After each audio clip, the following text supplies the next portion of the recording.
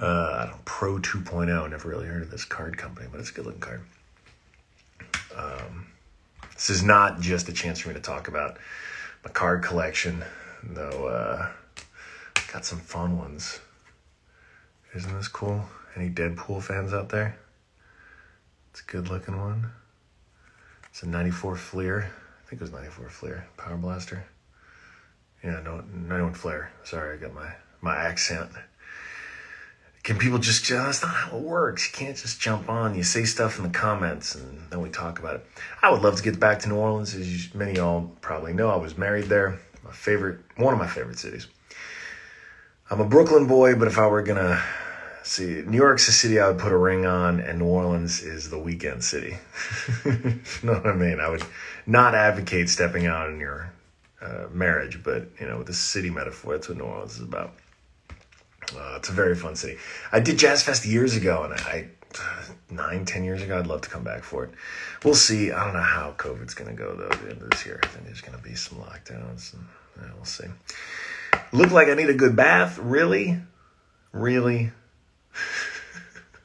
Tell us about UTA. What do you want to know about UTA? Very happy working with Darnell Strom, an amazing agent, very talented young man with great taste, except for the fact that he wanted to represent me.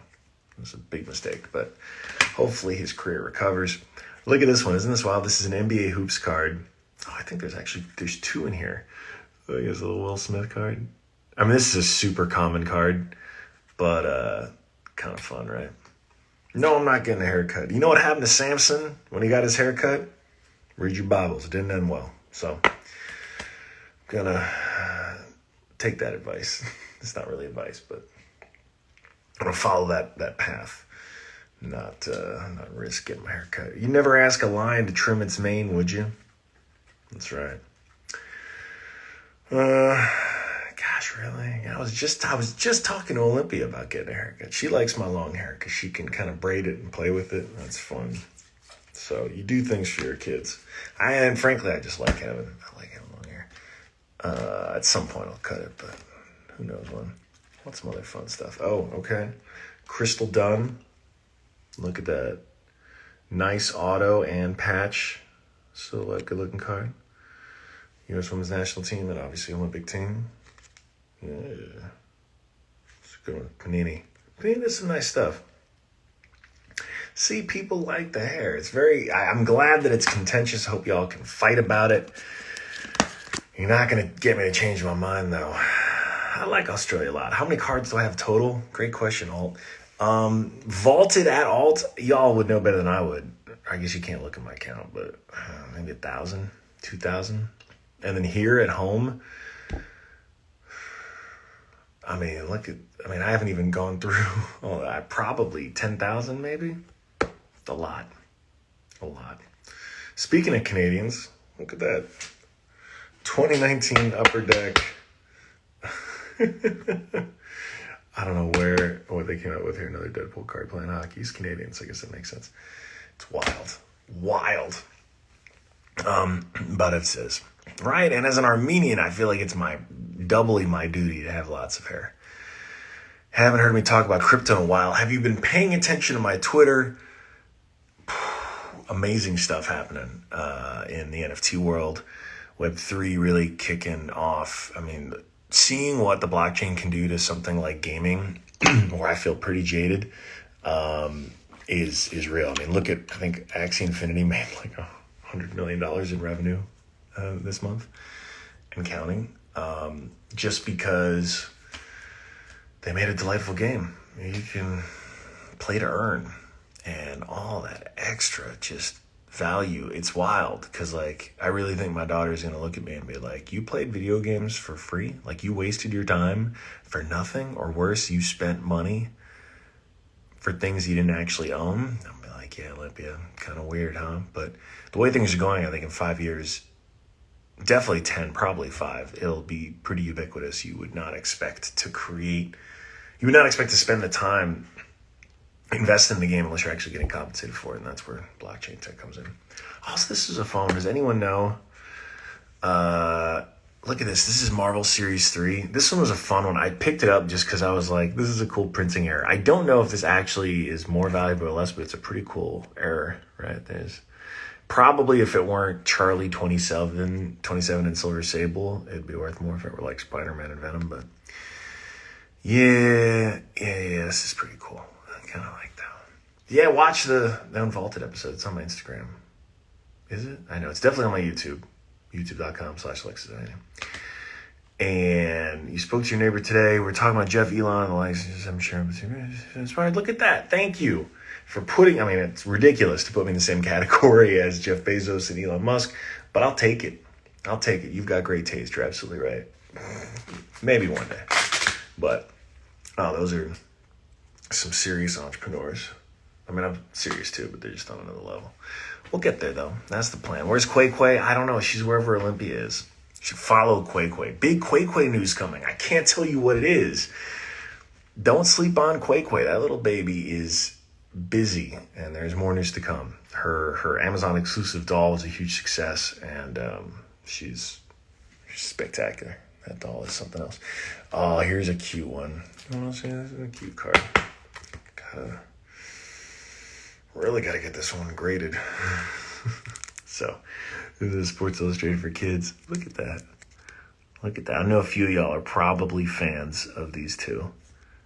Isn't that a cute card? Look at that. Nerds. Any news on the NWSL team? Angel City FC, where you been? Follow We Are Angel City on all social media platforms. The team's doing an amazing job building the community, building the brand. Great stuff. What I like about this, they don't make enough tennis cards, so they had to, basically the Sports Illustrated for Kids cards kind of end up being the de facto cards for a lot of tennis players. And it's so wild. This is like technically one of their, not quite the rookie card. Serena's got where's Serena's rookie card? Really gotta get these. Send these over to the alt vault because I can't have them just hanging around. This is a weird grading company, but this is the Sports Illustrated Serena rookie card. I like this one. All of her cards are Puma outfits, right? The goats, you know, Haley. And, here's a throwback. Okay, who's ready for this one? Anna Kournikova.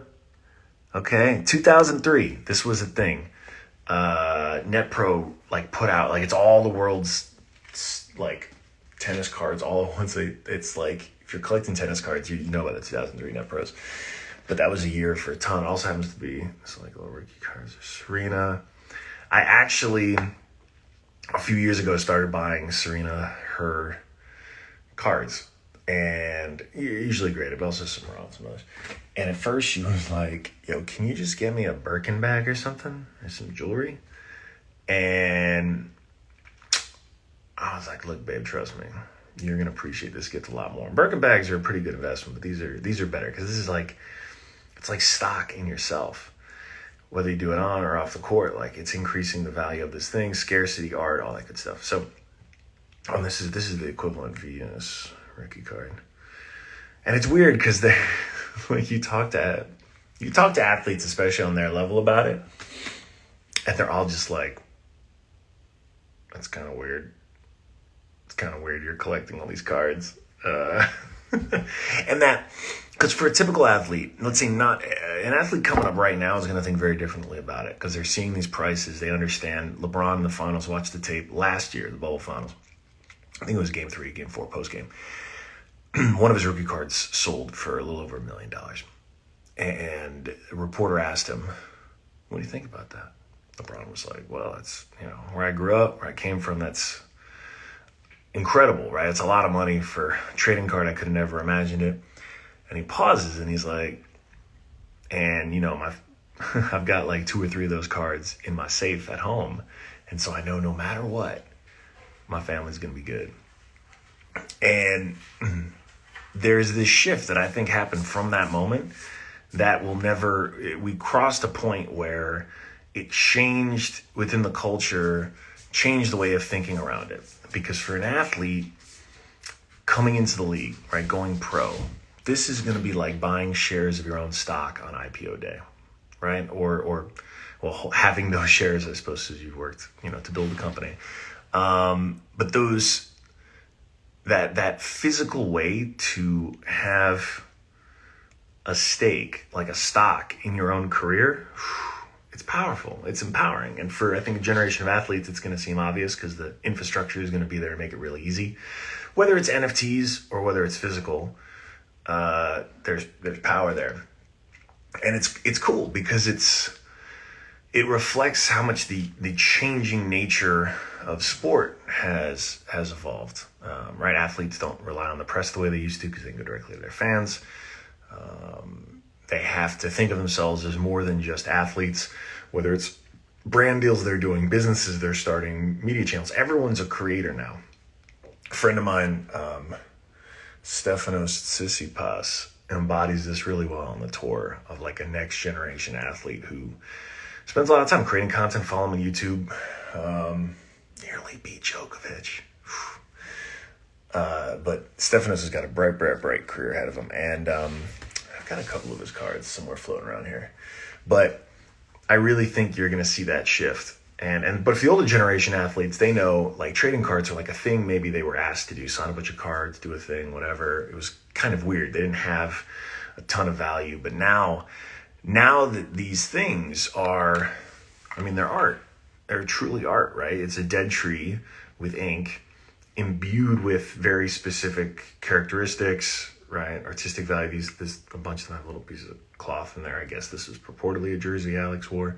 Signature, scarcity, numbers, all this stuff. Like there are layers on it that, like at the end of the day, have a much bigger cultural impact than most of what we consider to be art. And if you've been paying attention to any of the stuff I'm talking about, you've heard me rant about the Mona Lisa.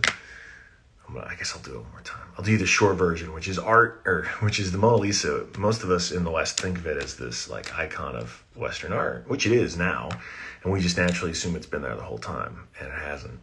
It was, it was painted by Da Vinci. People cared about it, but it was in the Louvre, ignored for hundreds of years until like 1920, maybe 1915. It got stolen. And everyone in Paris was like, oh my God, what happened? The Mona Lisa got stolen. And a bunch of people around the cafes, because they didn't have Twitter. So it's like newspapers and cafes were like, hey, what? The Mona Lisa? What is that? Who is she? And they were like, oh, it's a painting by Da Vinci. It's really, really a great painting. Apparently it got stolen. No one cared until it got stolen, until it became a meme. But when it became a meme, people cared. They found the painting, they put it back in the Louvre. And for the last 100 years, everyone has it implanted in their brains that this thing has been a really important part of Western culture, when in fact, it didn't matter until 100 years ago, when it became the meme. Look at culture today. It is mimetic. It is from the bottom up. It's driven by social media. It's driven by our tweets. It's not a bunch of Parisians sitting around by a cafe. It's certainly not a few art curators deciding what is important anymore. It's totally from the bottom up. And so cultural relevance is driven by people. And what's wild here is sport, while it's existed in an organized form for at least a couple hundred years, now has been supercharged, right? Mass media really brought it to life for my generation, geriatric millennial, my parents' generation, boomers, and that's where all the wealth is right now. And I think as those generations start thinking about art and they start thinking about getting a part of culture, you're going to see this continue to grow. Now, the internet, though, is a really fun thing because it's democratizing in a lot of really interesting ways.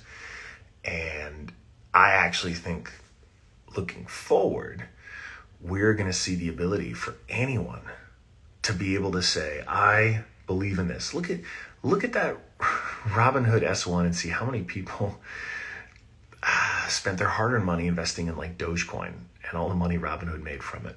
Now, none of this is financial advice, but Dogecoin has absolutely no inherent value. It was literally made as a joke, but if enough people believe in it, price goes up, supply and demand. Okay. So I look at that and I think, well, damn it. At one point, Dogecoin had like a bigger market cap than like a lot of real companies. Even today, it might still have a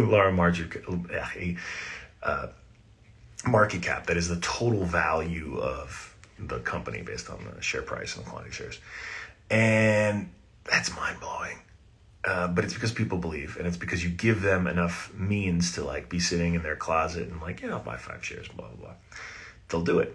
So looking forward, what's really interesting, you see this going on with NFTs and the art like the CryptoPunks, Meebits, those sorts of things, Cool Cats, is it's a bunch of people who are like, yeah, I think this is going to catch on, and they make that bet early.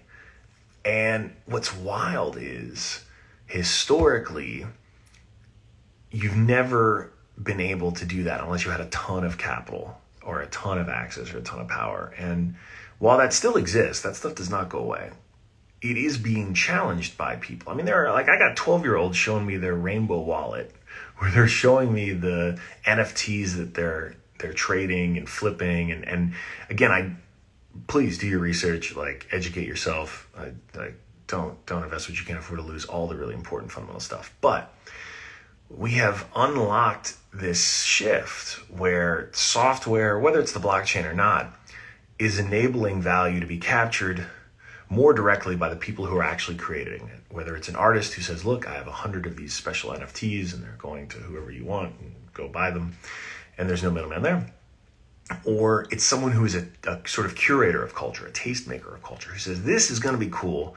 I want to grab a couple of cool cats, like Tiffany, who is definitely one of those people, and bet that this thing gives me joy, but I also think is going to be worth more later.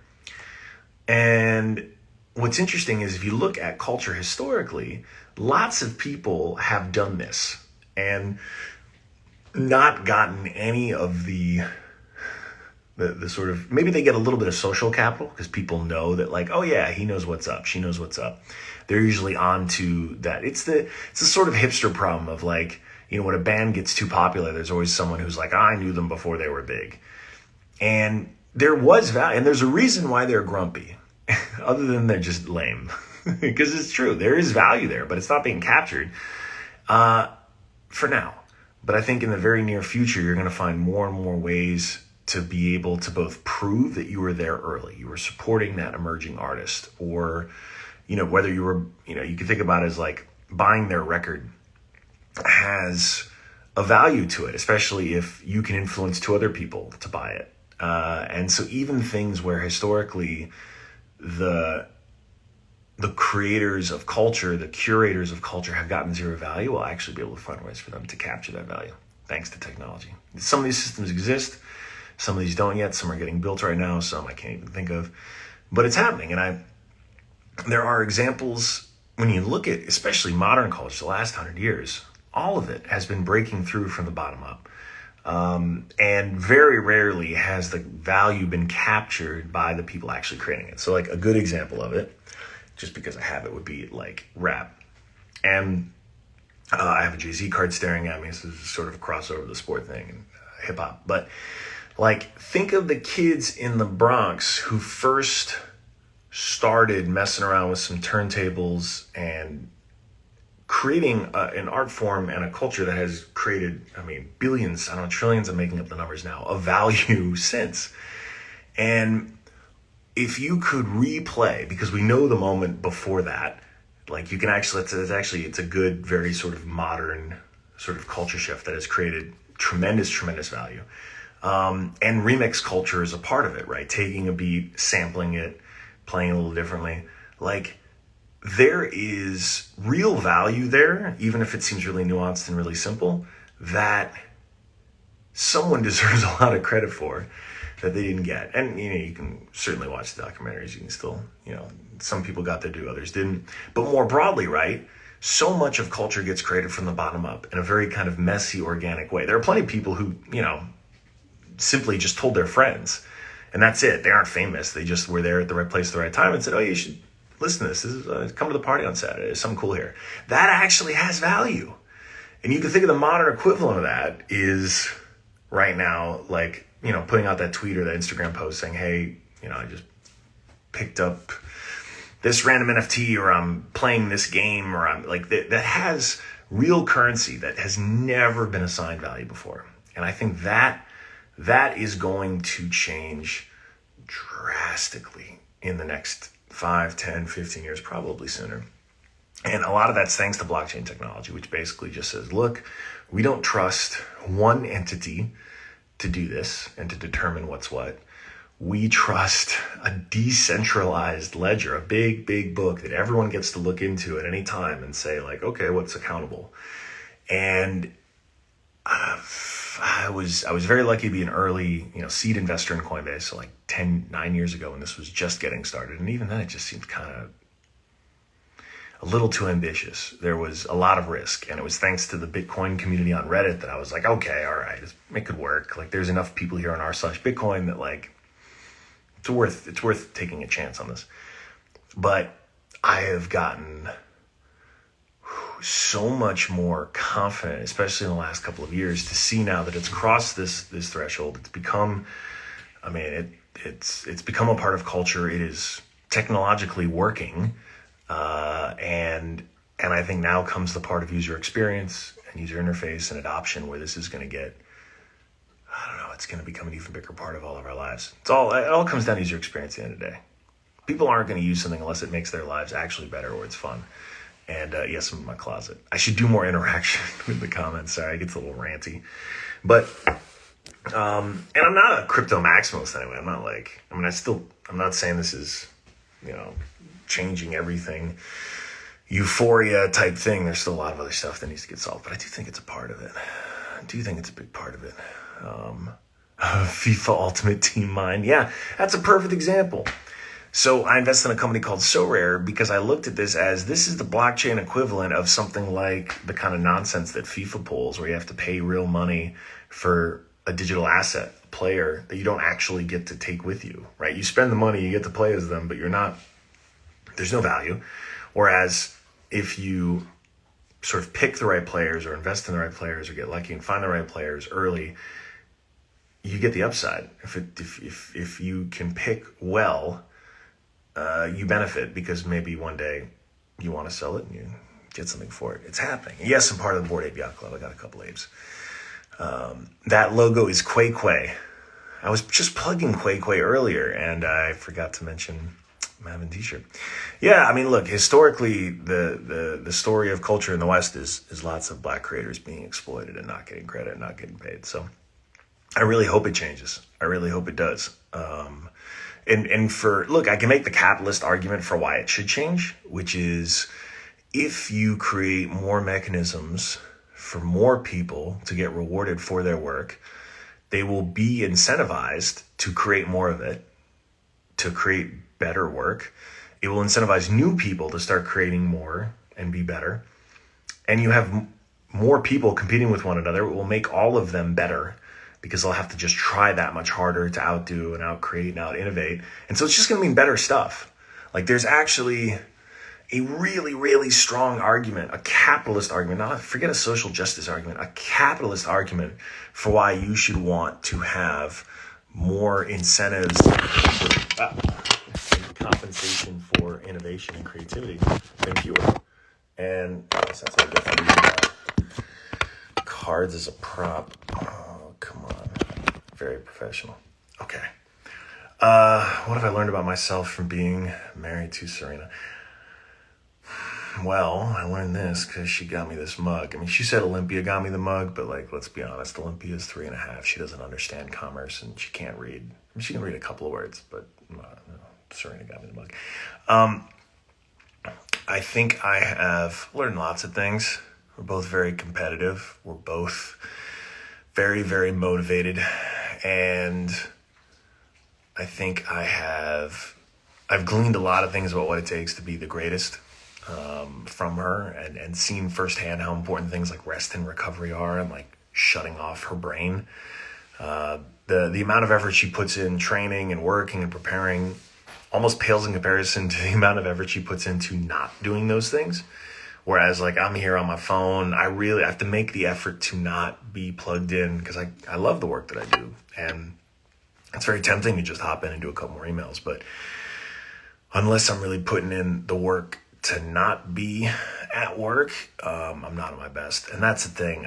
It's impressive because you see it across the board. And athletes in particular are subjected to it because it is physical and mental. But I think even for CEOs, it's very important. We have some debates. We have some good riveting arguments, for sure. But It's okay. I love a good debate, and I think it makes me better. I don't know if she would agree, but I am always right, so that's probably one reason why she may not agree with that. What is the next Pancake Creation Islands? Whatever Olympia wants. I tried making a sky in the middle of the week just for fun, and it was a little rough. You may have seen it on the gram and the Twitter. What are your competitions at this stage of life? Like, competitions with each other? Hey, what's up, Christina? Love me some beignet box. Proud investor. Olympia does have my eyes, in case you were curious about whether or not Alexis Ohanian Jr. was in fact my daughter. She is. She is. It's the eyes. Thankfully, it's just the eyes she got from me. She's definitely her mother's daughter, though. The increased, Wayne, we talk about this mental health and technology is so important. I want to see it in more organizations. I want to see more companies give space for this. I think it's good. We're doing our part, right? 776 gives 2% of every investment we make. We basically set aside in addition to what we invest, and founders have access to it for whatever they need. So it's sort of, it's everything from sort of wellness to family care. So if they need those dollars for therapy, if they need those dollars for surfing lessons, because that's the way they, adjust and balance. If they need it for a last minute babysitter or whatever, you can use it for that. We won't ask. Or we do ask, but we don't really care as long as it's sort of within those guidelines, because we know that if we invest in our founders, especially early on, they're going to provide way better returns for us in the long term. So early stage companies, like the math is pretty simple. Like it's just your founders. That's all you got. Usually they don't have revenue. They don't have product. It's just them. So investing in them mentally and physically, is a great return on investment. Again, it's just capitalism. I try to root most of my arguments, and there's a lot of stuff that I think against the VC landscape looks pretty hardcore, or looks rather radical and more social justice-y, which I'm not disputing, but I really want, that bar is low because, venture capitalism, it's got capitalism in the name, clearly that's the first priority. But my arguments are always rooted in the business reasons and the business cases for it, because I think that's how we win. I think that's how we get a lot of the things that we're going to want to get in a flawed system like this, which is to prove that they actually make more money. And we'll see. But, a program like our 2% program, if 776 continues to win more deals from other firms, if it continues to outperform and be a top returning fund, and we're just starting, it's a year old, so we got a lot of work to do. But if it does those things, then it now puts the sort of bare minimum for a venture capital firm there. That's the bar. Because the best founders are going to be like, why would I settle for less if that's right? If we can win on our terms, it forces everyone else in the industry to get to that level as well. Because at the very least, they have to compete there. And it's not that high of a bar, to be honest. So I think there's a path. I really do. And I think it'll mean healthier founders. I think it'll mean better companies and all kinds of other good stuff. Beyond Jay-Z, what's a musician card you'd like next? So I don't know much about, I'm going to actually work with a couple artists, Kirby and Leah. That's through a startup I invested in called Indify. Basically throwing out the traditional model for investing in artists where it's just awful. And basically it's a terrible debt deal. These are really equitable deals. There's no master's rights. It's just basically a short-term loan. And they've worked out really well. Great investment. Artists seem to really like it. But aside from Kirby and Leah, I don't know anything about music. So I don't have any other cards of artist thoughts in AMC. I own a few shares because it was just silly and I just wanted to support the Wall Street Bets community. I know Justin fairly well. We went through the Y Combinator program together in 2005. I just did his podcast, so you should listen to that. Hi, Buster. Another AMC? All right, how much do you focus on what university? I don't care at all. Wahoo Wah, by the way, I don't care at all what university you went to. You could look at our job postings right now. We have an EA position open at 776. We do not care what university you went to, even if you went to university. I don't ask founders. I don't care. It is irrelevant. Now, will that change? Like, will that be the case in the rest of the industry? I don't know. It's tough. I do think we're moving away from credentialism for sure, but those networks are strong. And so, I mean, I see it happening all the time, right? If you get into Stanford, you're definitely unlocking a different level because you get that network from jump. Although the good news is I am short credentialism. So I'm long being able to do shit, building things. That's what I'm long on. But in the short, it's still, you got 10, 20, 30 years. But I told Serena, I was like, look, Olympia can go to college. And look, I know we're fortunate to be in this position to be able to already start planning it. And I said, look, straight up, she can use this money to go to college, or she can use this company to start a business. I'm convinced that in 20 years, and I feel confident saying that's not going to bite me in the ass, right? 20 years, I think we're going to see some massive, massive changes to education because we just cannot justify. If the price of tuition keeps going up the way it has been the last 20 years, we can't justify higher ed anymore. So something's got to change there. So they still open lots of doors for sure, especially the top tier schools. UVA is a great state school. I don't know what it's like to be in an Ivy League school, but my sense is it definitely unlocks a lot of doors. But 15 years, let's say. I mean, it's already starting. Look, COVID showed the cracks, right? Parents are wondering, why are we spending all this money? Or students are wondering, why am I taking on all this student loan debt in order to just do a Zoom with professors when I could just, go online and do it? Coursera or YouTube. I mean, YouTube's low-key brilliant. It is also full of awful conspiracy theories and nonsense, but the things you can learn on like smart YouTube, phenomenal. Really, really impressive. You got to know where to look. There's curation. There's a whole lot of other stuff to sort out. You got to do the work, but a lot of smart folks there, especially around learning skills, and crypto's probably a good example of that. And yeah, learning by doing is definitely a big one. There's some cool stuff. I've been investing a little bit in the space. Synthesis School, Prenda. I do think software-based education that sort of reframes the model from the bottom up about learning and less about memorization and like assembly line industrial type education, which our system was built on here in the US, and more about like problem solving and things that have, I think, both they're more relevant and I think just more valuable. There's some big innovation coming for sure. Smaller classroom sizes are going to emerge one way or another. I don't know. This one's a big one because, look, rich people are just going to build their own schools. And I know this has nothing to do with what we're talking about. We saw it during COVID, right? They'd hire out the best teacher, say, come on over, teach in our backyard, get a couple neighborhood kids together. Teacher loves it. Who could blame her? She's got a classroom of 5 kids hanging out outside, getting paid just as much money, maybe more, maybe less. I don't probably just as much. Not having a boss. The part that worries me is I think wealthy folks are going to be able to engineer the ideal sort of private, in some cases like super private setup, and that's going to drain the very best teachers who would otherwise, or a lot of the very best teachers otherwise be at public school. Because like the value proposition on that's pretty good. Like the only reason not to do that is you just love and care so much about the principles of why you're doing schools. And yes, no, I know I'm one of those rich people for sure, but I see it happening, and I'm not worried about the situation for families like ours or other wealthy families because we're going to be fine no matter what. The broader implications, though, if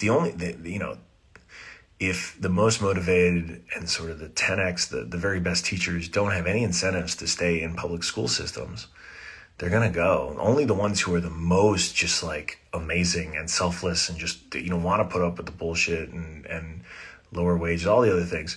You're just going to see that play out over 5-10 years. And then what's left in public school systems, but a system that just will consistently let down students and try to just, move on, pass the buck. So I don't have a good answer for this because this is like a weird intersection of lots of public policy and entrenched lobbying, and everyone thinks they're an expert because everyone had education at some point. So everyone kind of knows what they're talking about because they had a teacher at one point, which is problematic because then everyone's like got an opinion. But I think there has to be, wait, Serena commenting, you upset because I'm monologuing? What did I miss? Oh man, I missed a good chat. Was I cursing? What's up, babe? I'm in my closet. I was showing everyone the card collection.